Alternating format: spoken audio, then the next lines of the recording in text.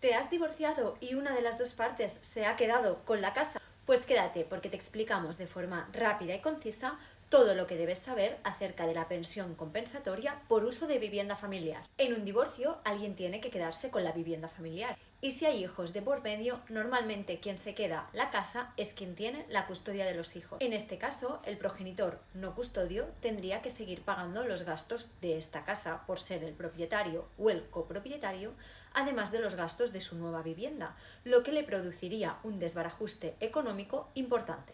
De este modo, para compensar la situación, se establece una pensión compensatoria por uso de vivienda familiar, es decir, el progenitor custodio paga al progenitor no custodio una pensión compensatoria por quedarse con el uso de la vivienda. Con lo cual, la pensión compensatoria se entiende por la cantidad económica que uno de los cónyuges ha de pagar al otro por compensar el uso y disfrute de la vivienda familiar tras una ruptura matrimonial. Esta compensación se puede incluir en el convenio regulador y para calcular el monto de dicha pensión se deberá tener en cuenta lo siguiente: el valor de la vivienda, el tiempo de uso, la contribución financiera, los ingresos de ambos cónyuges y el acuerdo de ambas partes. Además, esta pensión se podrá establecer tanto en custodias compartidas como en custodias exclusivas. No obstante, para saber la cantidad específica de la pensión compensatoria se recomienda contactar con un abogado experto.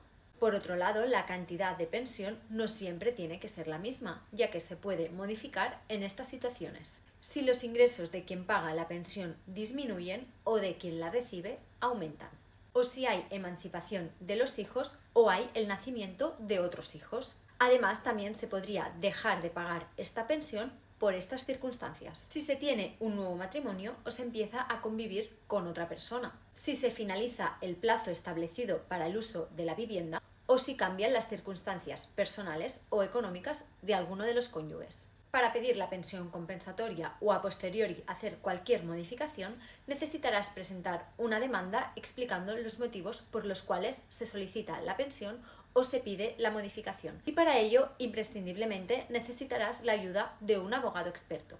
Nosotros, como siempre, te recomendamos ampliar la información con nuestro artículo de blog, link en la bio. Y si tienes alguna duda o necesitas a un abogado para que te ayude a solicitar la pensión compensatoria por uso de vivienda familiar, llama al 683 22 67 67 y nosotros te derivaremos con un abogado experto de tu zona.